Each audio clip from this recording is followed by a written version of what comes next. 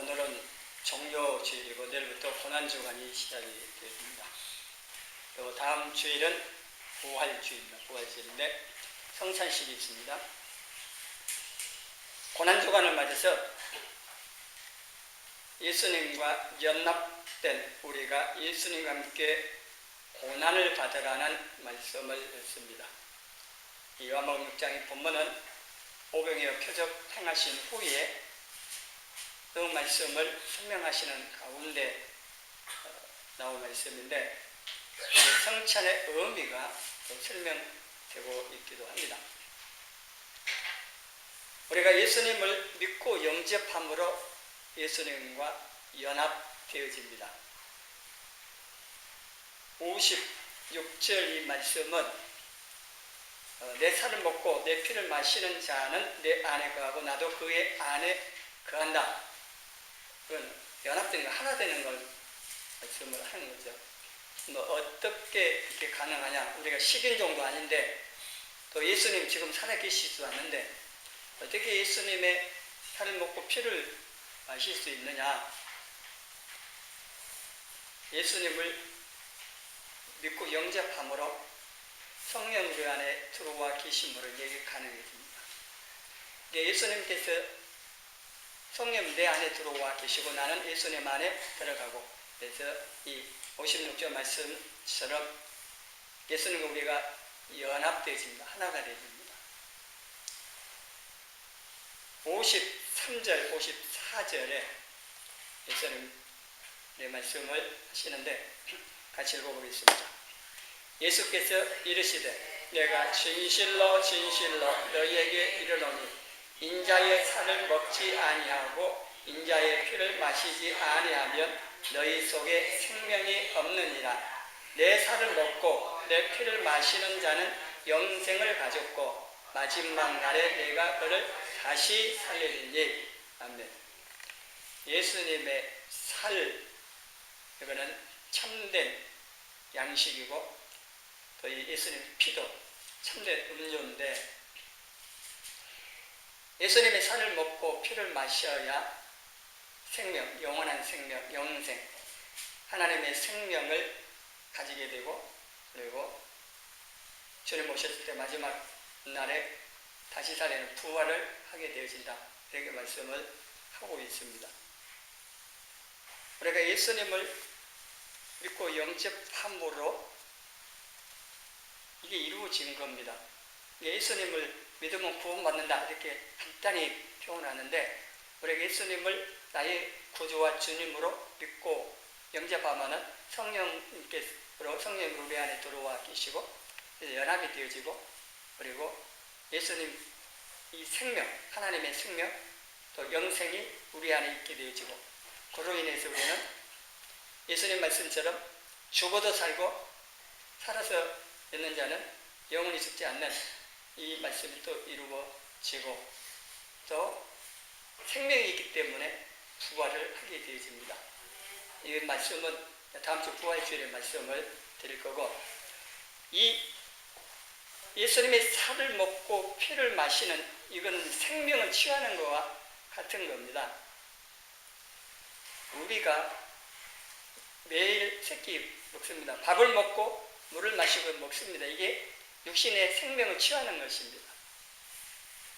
안 먹으면은 생명 유지가 안 되는 겁니다. 그래서 물론 며칠 안 먹을 수는 있습니다. 그래도 살기는 삽니다만은 한 달을 안 먹는다? 한 달도 안 먹을 수도 있겠네요. 40일까지 금식할 수 있으니까. 그러나 그 이상 해가지고는 사람 생명 유지가 안 됩니다. 생명 유지하기 위해서는 먹고 마셔야 됩니다. 영원한 생명도 마찬가지입니다. 그래서 예수님의 살을 먹고 예수님의 피를 마시는, 여기서 생명을 공급을 받게 되어지는데, 먼저 이 피가 생명이라는 것을 레위기 17장 11절의 말씀을 하고 있습니다. 육체의 생명은 피에 있습니다. 그래서 이 생명이 피에 있으므로 피가 죄를 속한다. 그래서 하나님께서 이 피를 제단에 뿌려서 너희 생명을 위하여 속죄하, 내 죄를 용서받을 수 있는 길로서 피를 사용하도록 해놓은 겁니다. 피를 먹으면 안 됩니다. 피를 마시면 안 됩니다. 뭘 모르고 노릇사슴 피 먹는데 하나님이 분명히 금이 있습니다. 이유가 있습니다. 그거는 뭐 제가 말씀드릴 건 아니고 먹지 말라고 있습니다. 여러분 잘 몰라도요, 말씀하시면 하면 됩니다. 분명히 거기는 이유가 있습니다. 그리고 이 피는 생명과 일치가 되기 때문에 만약에 예수님의 피를 마셨다 그러면은 예수님의 생명, 하나님의 생명을 공급받은 것입니다. 예수님을 믿고 영접했다 하는 것이 바로 예수님의 생명, 하나님의 생명을, 또 영원한 생명을 내가 받은 거고, 그런데 이건 이제 이루어진 건데 계속 공급을 받아야 되죠. 계속 우리가 밥을 먹듯이 공급을 받아야 되는데 그게 눈에 보이도록 하는 것이 성찬식입니다. 성찬식에서 예수님의 몸을 상징하는 떡을 먹고 피를 상징하는 포도주를 마시는 겁니다. 이게 눈에 보이게 행하는 이 애식, 성찬 애식을 통하여서 예수님의 몸과 피를 먹고 마시는 이 애식을 함으로써 내가 예수님의 이 생명을 공급받고 예수님과 연합되었다는 사실을 확인하는 겁니다. 성찬식이 매우 중요한 겁니다. 이런 면에서 하나님께서 우리에게 은혜를 주시는 수단이 있습니다. 하나의 통로, 방법이라고 할 수 있는데 그게 하나님의 말씀과 기도와 성찬식입니다. 예, 말씀은 안 보이잖아요. 물론 이 소리에서 전달되지만 안 보이지만 성찬식은 눈에 보이는 겁니다. 그래서 눈에 보이는 은혜의 수단으로도 살아가셨고 생명을 공급받는 또 그걸 확인하는 애식으로서 성찬식을 우리에게 허락하셨기 때문에, 그리고 주님께서 제정하시면서 이를 행하여 나를 기념하라고 명하셨습니다. 성찬식이요 중요한 겁니다. 참석해도 되고 안 해도 되고 그런 정도가 아닙니다.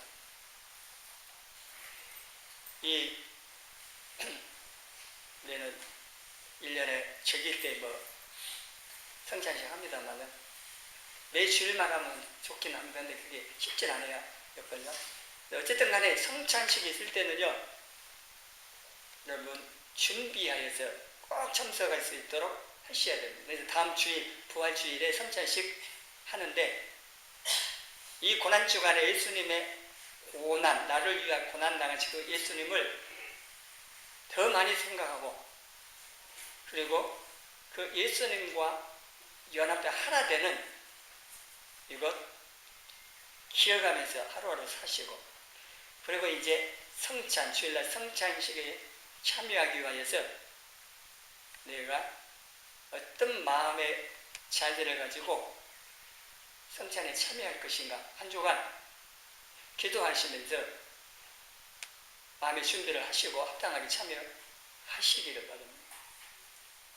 미리 이 말씀을 드립니다. 이거는 그냥 광고 한 번 하고 말했었는데 이번 부활절 성찬식에는 오늘 이 고난주간 시작하기 전에 이 말씀을 통하여서 미리 말씀을 드리는 거니까 고난주간 한 주간 보내시면서 예수님께서 왜 고난을 당하셨는가를 생각을 해보세요. 다른 거 없습니다. 사실은 나를 위해서 나의 죄 때문에 받는 건데, 여러분이 별로 감동이 없는 것은 내가 예수님이 당해야 할 그 고난, 죽어야 할 그 이상으로 큰 죄를 범한 죄인이라는 사실을 못 깨닫아서 그렇습니다. 눈에 보이게 내가 어떤 행위를 통해서 지은 죄가 없다고 죄가 없는 것처럼 생각을 하고 있습니다. 내가 어떤 행위를 잘못해갖고 죄를 짓으면 내가 죄를 짓구나, 죄이구나 이게 생각하는데, 그런 거 없으면 죄인이 아닌 것처럼 착각을 합니다. 그렇지 않습니다. 죄인입니다. 멸망당해야 할 마땅한 죄인이고 벌을 받아야 마땅한 죄인입니다.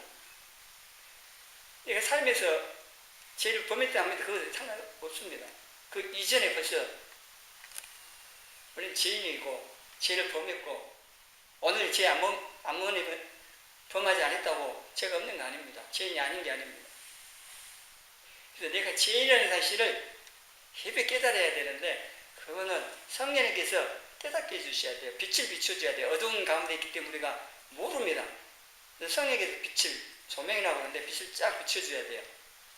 밤에 전등불 다 켜잖아요. 이 전등불이 조명이잖아요. 불 딱 켜주면 안목에서 확 보이듯이 우리 영적으로 어두운 가운데 있어서 몰라요. 내가 죄인인지 구원받아야 할지 죄 용서 받아야 할지 전혀 모릅니다. 아는 것은 그냥 들어서 아는 거예요. 그냥 지적으로 아는 거지 내가 그만큼 큰 죄인이라는 사실을 몰라요. 깨닫지를 못해요. 근데 이걸 깨달아져야 돼요. 내가 죄인이라는 사실, 내가 고난받고 벌받고 죽어야 되고 하는 이러한 죄인이라는 사실을 깊이 깨달아야 예수님의 고난과 십자가 죽으심 그게 의미가 크고 은혜가 되는 겁니다. 그래서 십자가를 들을 때 또 찬송할 때에 감동이 되는 거지 내가 죄인이라는 사실도 모르는데 예수님 뭐 때문에 고난하고 죽었지 이런 생각을 하게 돼버리는 겁니다. 이 한 주간에 고난정을 보내시면서 내가 이 죄인이라는 사실을 더 깊이 깨닫고 내가 받아야 할 이 고난을 예수님 받으셨구나 이걸 더 깨닫는 이 한 주간이 되시기를 바랍니다. 그리고 이 성찬식을 통해서 예수님과 연합되고 생명을 공급받음을 기억을 하고 은혜를 받아서 57절에 보면은 내가 아버지로 말미암아 산 것처럼 나를 먹고 마시는 그 사람은 나로 말미암아 살아야 한다고 말씀한 것처럼 연합됐기 때문에 예수님과 함께 사는 삶으로 나가요. 이게 안 되면은 성찬식 참여한 거 별로 의미가 없게 되어지고 은혜 받았다고 해도 별로 의미가 없게 됩니다. 이제 나가서 내 마음대로 살아버리는데요. 그건 무슨 의미가 있겠어요? 은혜 다 헛되이 해버리는 겁니다. 예수님과 함께 연합됐으면 예수님과 함께 가서 세상에 가서 내 일상생활 속에서 예수님과 함께 사는 이 삶이 반드시 되도록 하셔야 되는 겁니다. 그리고 또 이 생명을 공급받는 하나의 또 길이 있는데 그것은 말씀을 듣는 거라고 하는 것이 63절의 말씀을 하고 있습니다. 다시 읽어봅니다. 살리는 것은 영이니 육은 무익하니라. 내가 너희에게 이런 말은 영이요 생명이라. 이게 말씀을 우리가 듣는 이게 은혜 받는 길이에요. 하나님 은혜 받을 수 있는 통로, 수단으로 말씀을 주신 거예요. 가장 중요한 거죠. 그래서 하나님 말씀을 들음을 통하여서 생명을 공급받습니다. 왜냐하면 예수님 말씀하신 대로 내가 너희에게 이룬 말, 이 말씀이 영이고 생명입니다. 라고 말씀을 하셨고 살리는 것은 영입니다. 말씀입니다. 여러분 어떤 상황의 어려움 가운데 있더라도 하나님 말씀 듣는 가운데 어떤 말씀이 여러분을 마음을 딱 감동시키고 붙잡으면요 환경을 이겨내버리잖아요. 그래서 생명이 있는 겁니다. 능력이 있는 겁니다. 그래서 하나님의 말씀을 내가 어떻게 받느냐 따라서 달라지는 거죠. 그러니까 같은 시간에 같은 말씀을 들으면서도 내가 어떤 마음으로 받느냐를 다 다르는 겁니다. 네 가지 비유도 나왔잖아요. 그래서 내 마음에 밭이요 좋은 밭이 되어져야 하나님의 말씀을 잘 듣고 순종하는 방향으로 나아가야 그 말씀이 열매를 맺는 건데 우리는 말씀을 안 듣는다는 겁니다. 듣는 것 같은데 안 듣는다고 하는 겁니다. 이렇게 주일마다 말씀을 들어봤기 때문에 10년, 20년 교회에 나왔어도 믿음이 별로 안 자라는 사람들이 많이 있습니다. 그래서 말씀 받으면은요, 생명의 역사하고 믿음이 자라고 내 영이 자라고 삶이 바뀌고 이렇게 점점 성장이 가는 거죠. 변화가 있는 거죠. 그래서 우리가 예수님을 믿고 영접함으로 연합되어지고 하나님 말씀을 통하여서 그리고 성찬에 참여함으로 생명을 공급하고 또 그걸 확인하는 이것을 기억을 하시고, 그리고 예수님께서 우리 구원을 위해서 고난을 받으셨습니다. 이거는 다 아는 사실이기 때문에 길 설명할 것 없지만은 그래도 말씀을 또 드리자면은 예수님께서 십자가에서 죽으실 때요, 죽으시기 전에 이미 육체적으로 많은 고난, 고통을 당하셨습니다.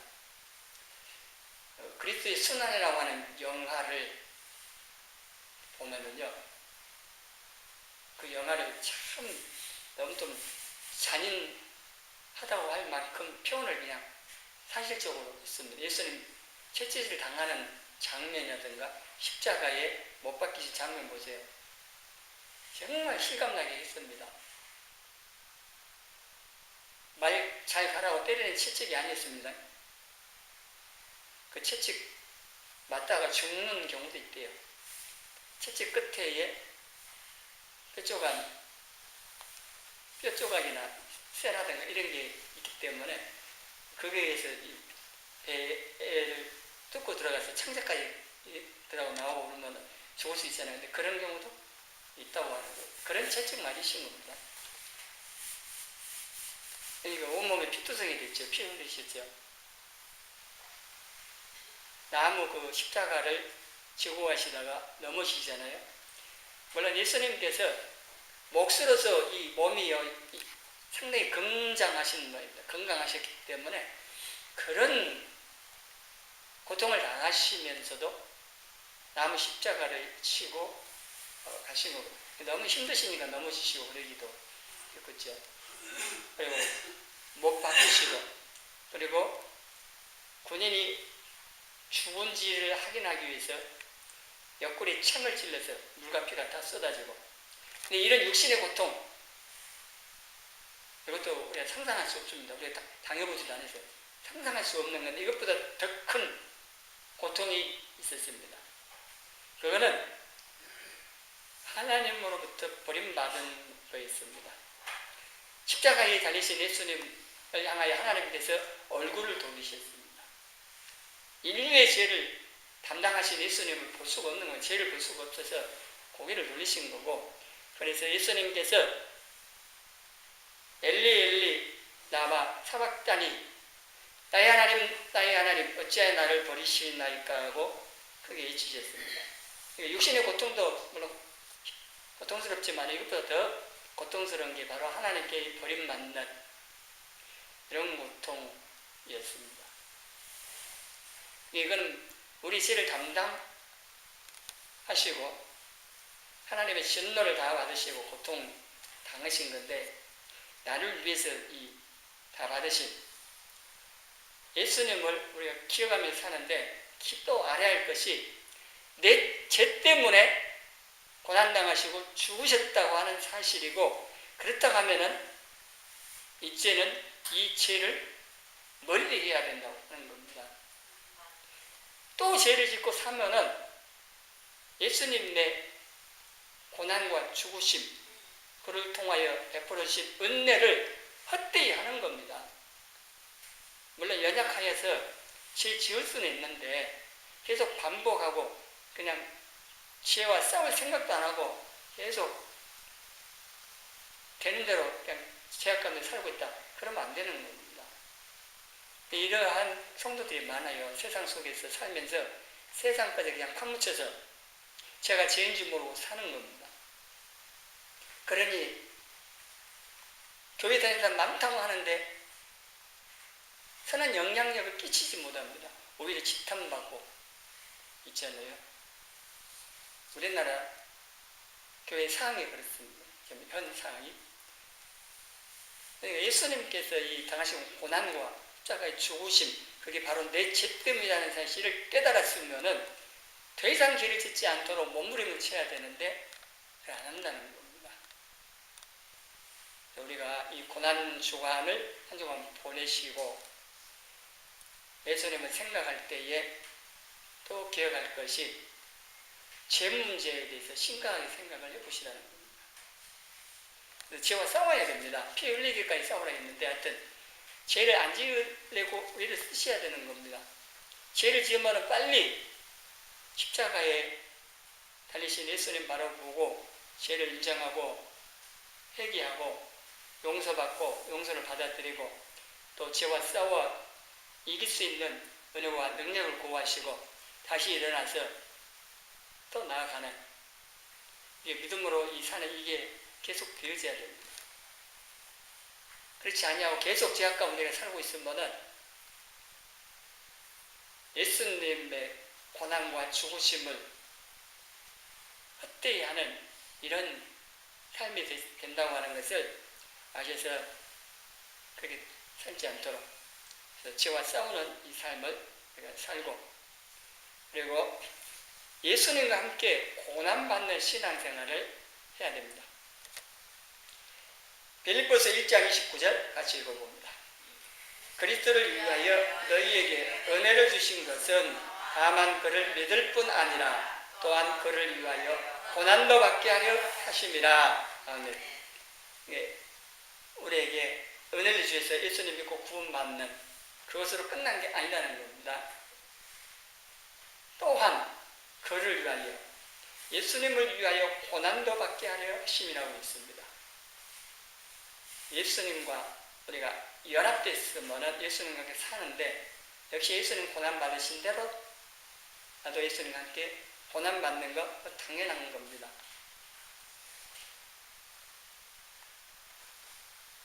로마서 8장 17절에 예수님과 함께 우리가 하나님의 상속자, 공동 상속자라고 그러는데 우리가 함께 상속자가 되어졌는데 그 다음에 보시면은 우리가 그와 함께 영광을 받기 위하여 고난도 함께 받아야 할 것입니다. 있습니다. 함께입니다. 우리가 연합됐습니다.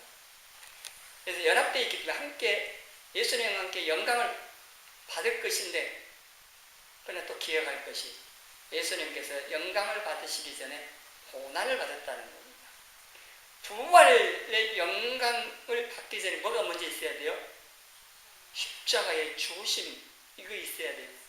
죽어야 다시 사는 거 아닙니까? 그렇죠? 부활하려면 죽어야 돼요. 날마다 부활하면요 날마다 죽어야 됩니다. 그래서 바울은 나는 날마다 죽노라 했어요. 내 옛사람이 죽어야 돼요. 우리는 옛사람이 아직 살아있어서 부활의 삶을 못 사는 겁니다. 내가 살고 있는 거죠. 예수님과 함께 영광을 받기 전에 고난을 받으라. 그래서 그렇게 표현합니다. 노크로스 노크라운. 십자가 없이는요 부활 없습니다. 고난 없이 영광 없습니다. 우리는 반대보다도 고난은 안 받으려고 영광을 받으려고 합니다. 근데 있을 수 없는 일입니다. 영광을 받기 위해서는 반드시 고난도 받아야 됩니다. 죽어야 다시 사는 거고 이 땅에서 우리가 주님과 복음을 해서 죽도록 충성해야 이 다음에 주님 앞에 갔을 때 상급을 받는 겁니다. 영광을 받는 거예요. 부활체를 입고 영원히 사는데 부활체들이 입는 영광의 차이가 있다는 것을 해, 달, 별의 각기를 통해서 설명을 했습니다.